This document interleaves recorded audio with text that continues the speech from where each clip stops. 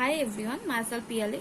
Today's our topic is the story of village Palampur from class 9 economics. So this story is based on a hypothetical village named that Palampur. Okay. So what do you mean by that hypothetical village? It means that which village is based on the hypothesis or that presumptions. Okay. So in this village, the main activity is that farming. Except this, there are several other activities is available, such as small scale manufacturing, dairy farming, transport, etc. Okay. So based on these activities, this needs various types of resources: natural resources, man-made items, and human efforts, money, etc. Okay. Right now we discuss about that introductions parts. In that introductions part, this story we get some information from that Palampur. So this village is that well connected with that neighboring village and towns also. Raiganj, a big village, is 3 kilometers from Palampur. So this village, that Palampur is that well connected with that neighboring village or towns, and also it has that neighboring village named Raiganj, which is 3 kilometers from Palampur. And all weather roads connected that village to Raiganj and further on the nearest small town of Shapur. So that Palampur is connected with that weathered road with that neighboring village like that Raiganj and Shapur. Shapur is a small nearest town. Okay. So how many peoples or families belong from this village?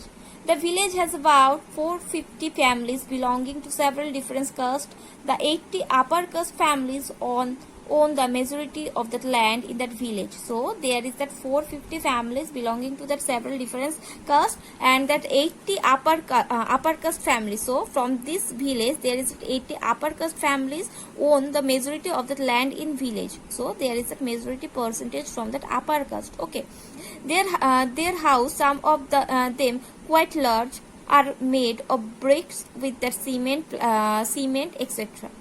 And belonging these 450 families, there is the SC which are belonging from the Dalit community. There are that only that 1/3 of the populations and live in one corner of that village. So there are also another caste we can get here, that SC, which are belonging from the Dalit community. Okay, and they are belonging just only 1/3 of populations. Okay, and they are live in that one corner of the village, and much smaller house, so of which are of mud and straw, made with that mud and straw. So who are belonging from that upper caste, that is that 80%, their house structure is that quite large and made of that bricks with that cement. Okay, and there is that only 1/3 of the population, they are belonging from the SC caste. Their house structure is that mud and straw. That house is made by that mud and straw. Okay, so obviously we read about that village structure, but all of that houses, most of these houses have that electric connections. Okay, electric power all the tubes in that field and is used in that various type of small business. So in this village they have that facility of that electricity, and this electricity also used for the tubes, which is used in that various types of small business. Okay, so Palampur has 2 primary school also and 1 high school. So that educational structure also is good in this village. Okay, because of there is, we can see this is also a small village, and it has a small 2 primary school also and also a high school. Okay, there is a primary health center. Okay, also it have a primary health center also. So above these descriptions, I mentioned that things that this village is that Palampur is fairly well developed developed, okay, because they have that weather road also, that transport system is also good, and they have that facilities with that electricity also. Education is happen in this village. School and health center also is available in this village. So obviously this village is well developed, okay. So the story of Palampur, an imaginary village. So we all know that what do you mean by that hypothetical. It means that imaginary, or that based on that hypothesis. Before we starting, we also read that line, that is a hypothetical village. So it is an imaginary village, okay. That Palampur is a imaginary village. So in this chapter, that there is that productions part. So based on productions, that production is based on some primary things.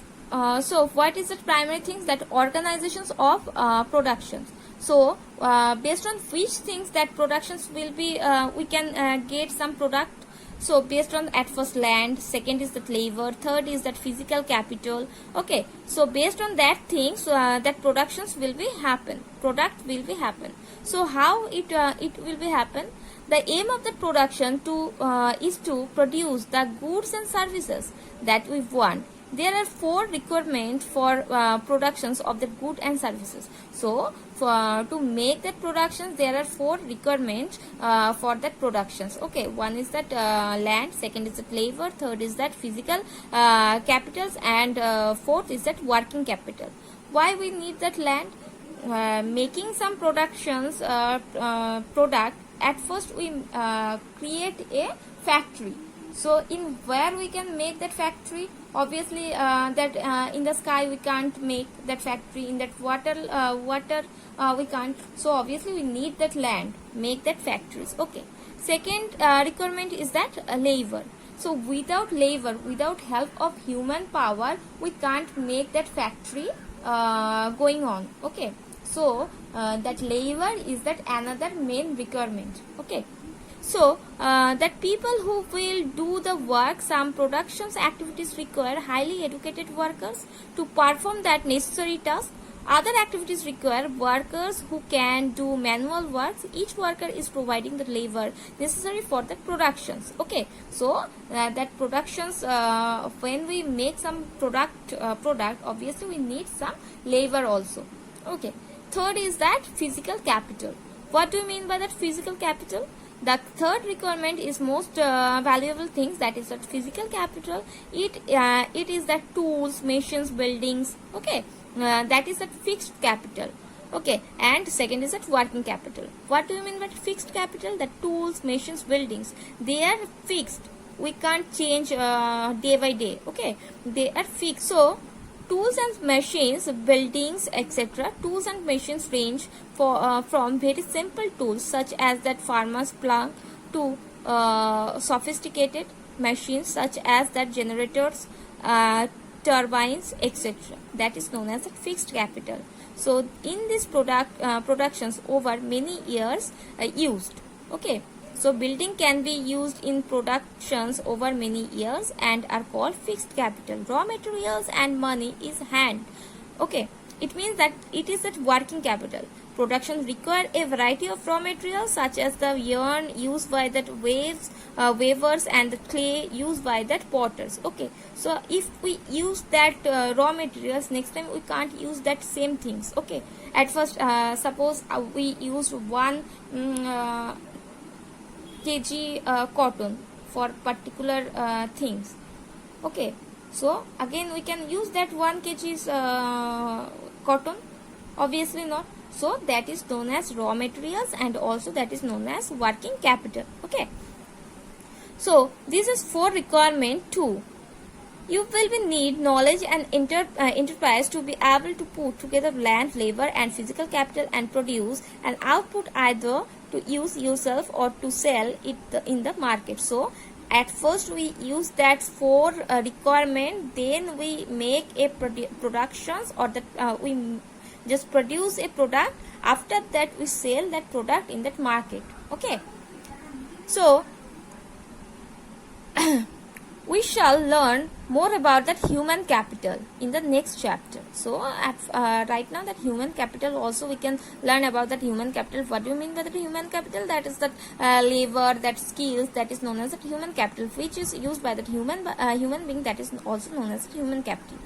Every production is organized by that combining land, labor, physical capital and human capital, which are known as the factor or the productions. So what do you mean by the factor of productions? Every productions is organized by that combining. So, what do you mean by that factor of productions? Every productions is organized by that combining land, labor, physical capital and human capital, which are known as the factor of productions.